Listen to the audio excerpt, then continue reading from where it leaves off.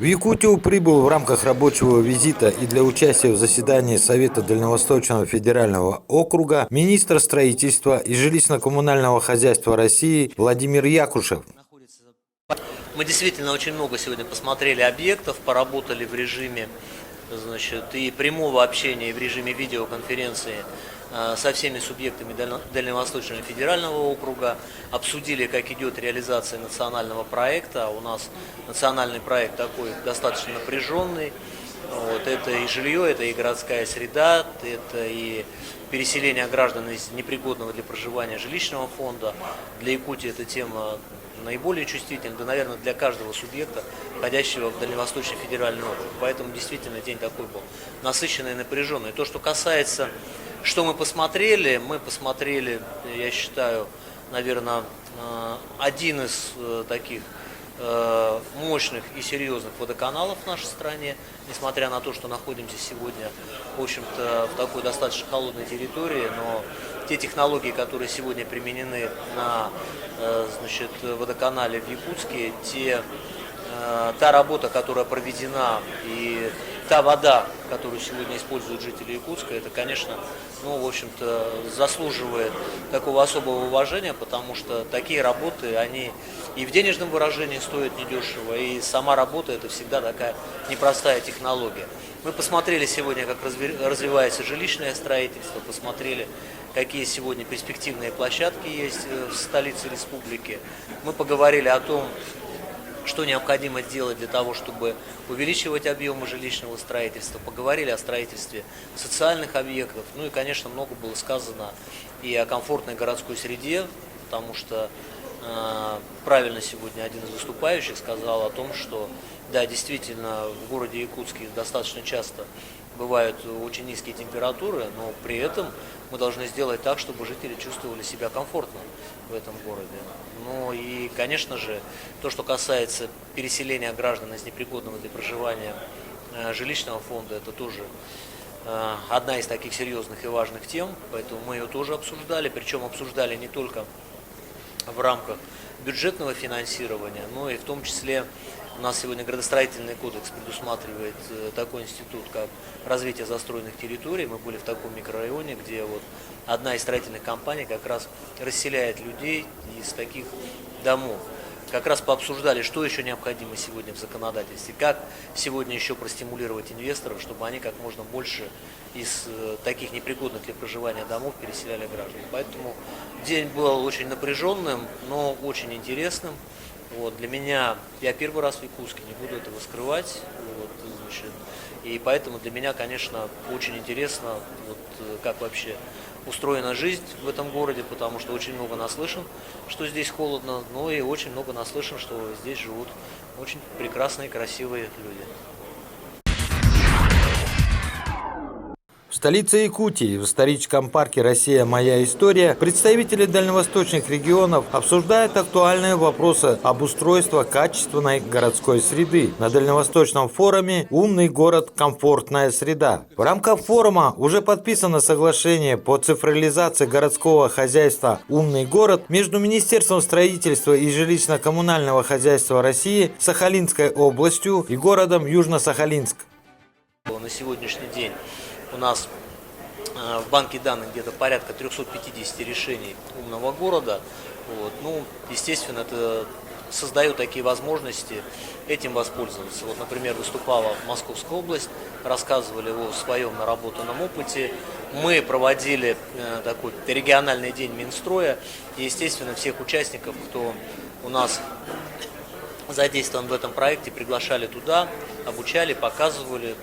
Такая некая формализация наших отношений в рамках ведомственного проекта «Умный город». А как должен выглядеть умный город?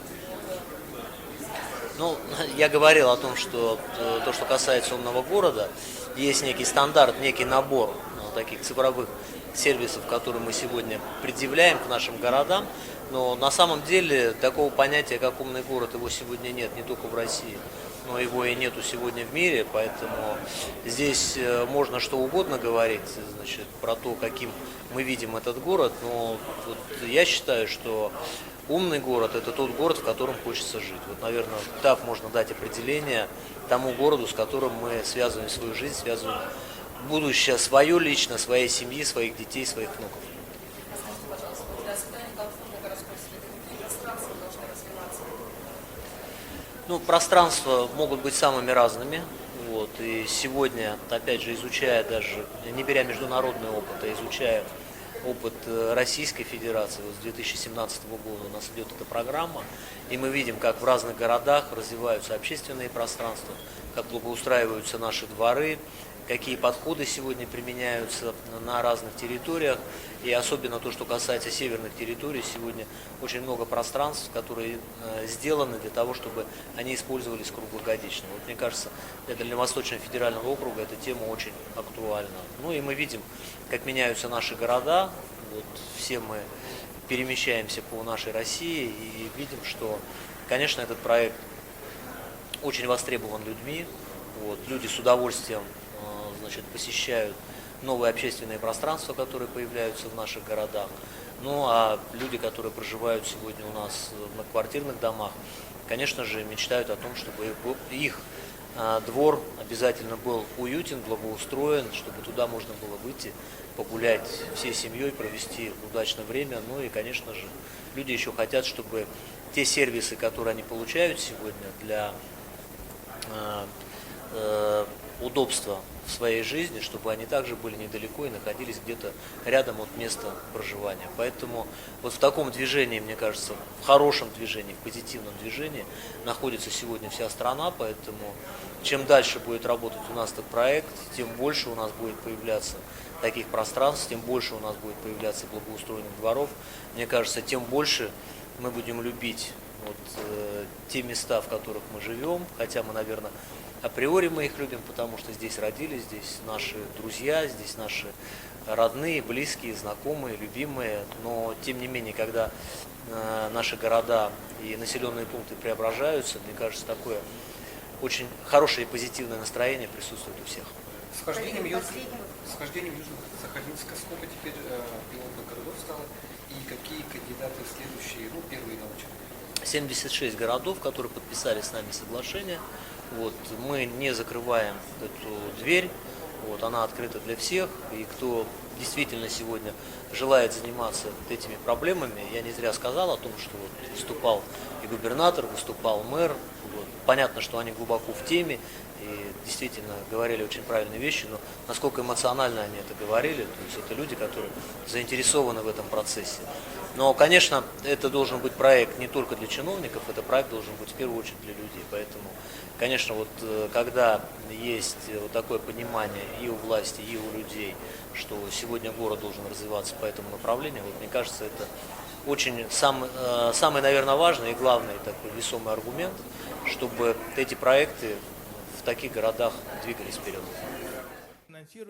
На Дальневосточном форуме «Умный город и комфортная среда» представители различных компаний и государственных структур России рассматривали вопросы внедрения различных технологий умного города, делясь уже внедренными практиками, так и идеями внедрения цифровизации Дальнего Востока России. Уже достигнуты первые результаты. Первые, да. Первые могут что-то придумывать, креативить.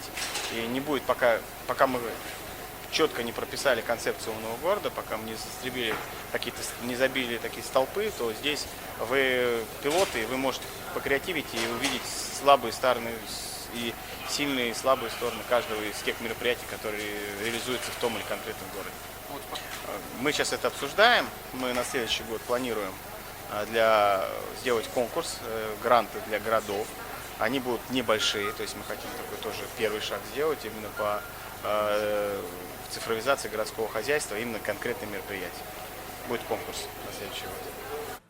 Более подробную информацию о Дальневосточном форуме «Умный город. Комфортная среда» вы можете посмотреть на YouTube-телеканалах «Округ ТВ» и пресс-центр «Моя история», а также на сайте Министерства строительства России, где транслировалась работа форума в прямом эфире.